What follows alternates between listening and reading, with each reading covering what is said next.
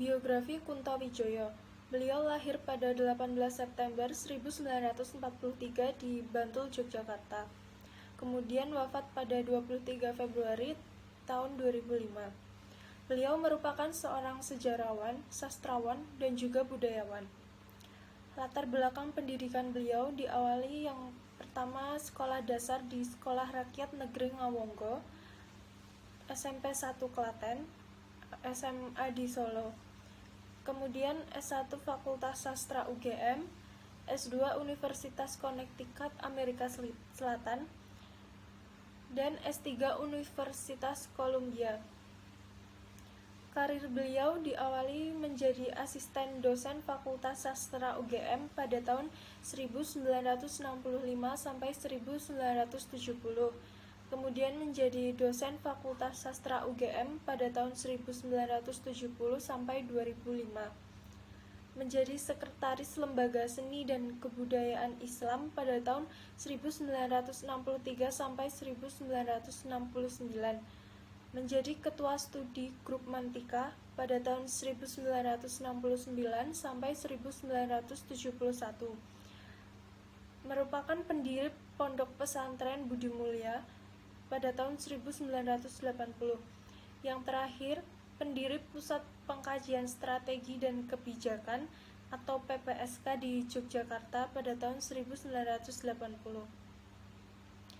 Karya beliau yang pertama ada puisi Suluk Awang Uwung dan juga Daun Makrifat, Makrifat Daun. Yang kedua ada novel Kereta Api yang Berangkat Pagi Hari dan juga Khotbah di Atas Bukit. Kemudian ada cerpen yang berjudul Dilarang Mencintai Bunga-Bunga dan juga Laki-laki Kawin dengan Peri. Kemudian ada karya ilmiah di bidang sejarah, agama, politik, sosial, dan budaya. Yang pertama ada Paradigma Islam, Interpretasi untuk Aksi. Kemudian ada Radikalisasi Petani. Kemudian ada Demokrasi dan Budaya Birokrasi, Pengantar Ilmu Sejarah, Metodologi Sejarah, dan yang terakhir adalah Pengantar Ilmu Sejarah. Jadi di sini saya akan menjelaskan mengenai ilmu sosial profetik. Ilmu sosial profetik merupakan ilmu sosial yang menggunakan nilai-nilai normatif Islam dalam landasan keilmuan serta memperbaharuinya untuk membimbing dalam berperilaku sosial. Jadi, Bapak Kuntowijoyo ini menyusung salah satu teori sosial Islam, yaitu ilmu sosial profetik. Ilmu sosial ini memadukan antara nilai-nilai Al-Quran dengan nilai-nilai ilmu sosial. Selanjutnya, mengenai perubahan itu sendiri bukan hanya perubahan tentang intelektual saja, akan tetapi perubahan yang berkarakter dan beragama. Kemudian selanjutnya yaitu mengenai gagasan dasar ilmu sosial profetik. Ilmu sosial bukan hanya sekedar ilmu untuk menghasilkan perubahan saja, akan tetapi perubahan yang dikerangkai oleh nilai-nilai profetik atau nilai-nilai kenabian.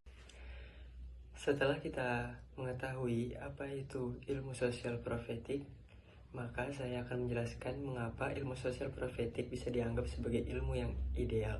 Karena ilmu sosial profetik memiliki 3 core values, yaitu humanisasi, liberasi, dan transendensi. Bapak Kuntowijoyo sendiri terinspirasi dari surah Ali Imran ayat 110.